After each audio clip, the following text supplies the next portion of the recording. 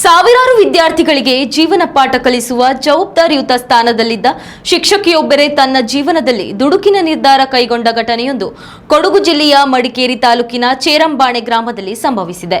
ಚೇರಂಬಾಣಿಯ ಸರ್ಕಾರಿ ಶಾಲೆಯ ಶಿಕ್ಷಕಿಯಾಗಿ ಸೇವೆ ಸಲ್ಲಿಸುತ್ತಿದ್ದ 51 ವರ್ಷದ ರೋಹಿಣಿ ಎಂಬುವರು ಗುಂಡು ಹಾರಿಸಿಕೊಂಡು ಆತ್ಮಹತ್ಯೆಗೆ ಶರಣಾಗಿದ್ದಾರೆ. 51 ವರ್ಷಗಳ ಸುದೀರ್ಘ ಶಿಕ್ಷಣ ವೃತ್ತಿ ಸಾಗಿಸುತ್ತಿದ್ದ ರೋಹಿಣಿ ಕೌಟುಂಬಿಕ ಜೀವನ ಹಾಗೂ ಶಿಕ್ಷಣ ವೃತ್ತಿಯಲ್ಲಿ ಸಂತೋಷದಿಂದಲೇ ಇದ್ದರು.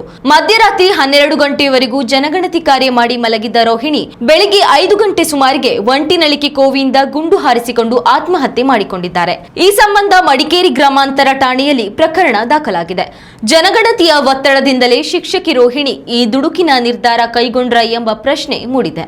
ಇನ್ನು ಈ ವಿಚಾರವಾಗಿ ಮೃತ ರೋಹಿಣಿಯ ಪತಿ ಕುರುಂಬಯ್ಯ ಮಾತನಾಡಿದ್ದು, ಜನಗಣತಿ ಪ್ರಕ್ರಿಯೆ ಆರಂಭವಾದಾಗಿನಿಂದ ಯಾವಾಗಲೂ ಒತ್ತಡದಿಂದಲೇ ಇರುತ್ತಿದ್ರು.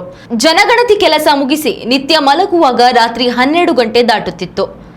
ಬೆಳಗ್ಗೆ ಎದ್ದು ಮತ್ತೆ ಜನಗಣತಿ ಕಾರ್ಯಕ್ಕೆ ತೆರಳಬೇಕಾಗಿತ್ತು. 250ಕ್ಕೂ ಅಧಿಕ ಮನೆಗಳ ಜನಗಣತಿ ಜವಾಬ್ದಾರಿಯನ್ನ ರೋಹಿಣಿಗೆ ಹೊರಿಸಲಾಗಿತ್ತು. ನನಗೊಂದು ಸಹಾಯಕರನ್ನ ಕೊಡಿ ಎಂದು ರೋಹಿಣಿ ತಹಶೀಲ್ದಾರ್ಗೆ ಮನವಿ ಮಾಡಿದ್ರೂ ಪ್ರಯೋಜನವಾಗಿರಲಿಲ್ಲ.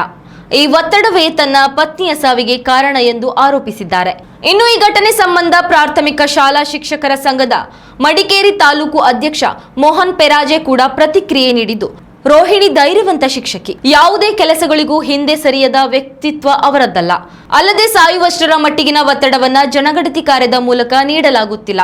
ಹೀಗಾಗಿ ಜನಗಣತಿಯಿಂದ ರೋಹಿಣಿ ಈ ನಿರ್ಧಾರ ಕೈಗೊಂಡಿದ್ದಾರೆ ಎಂಬುದು ನನ್ನಿಂದ ನಂಬಲು ಸಾಧ್ಯವಿಲ್ಲ. ಸೂಕ್ತ ತನಿಖೆಯ ಬಳಿಕವಷ್ಟೇ ರೋಹಿಣಿ ಅವರ ಸಾವಿನ ನಿಜಾಂಶ ಬಯಲಿಗೆ ಬರಬೇಕಿದೆ ಎಂದಿದ್ದಾರೆ. ಉತ್ತಮ ಸಂಸ್ಕಾರಯುತ ಶಿಕ್ಷಣದೊಂದಿಗೆ VSS English medium CBSE school Udupi Muddur. ನರ್ಸರಿಯಿಂದ 10ನೇ ತರಗತಿವರೆಗೆ ಶಿಕ್ಷಣದ ಜೊತೆಗೆ 5ರಿಂದ 10ನೇ ತರಗತಿವರೆಗಿನ ವಿದ್ಯಾರ್ಥಿನಿಯರಿಗೆ ಉತ್ತಮ ಹಾಸ್ಟೆಲ್ ಸೌಲಭ್ಯವೂ ಇದೆ. ನಿಮ್ಮ ಮಕ್ಕಳ ಪ್ರವೇಶಾತಿಗಾಗಿ ಈ ಸಂಖ್ಯೆಗೆ ಕರೆ ಮಾಡಿ.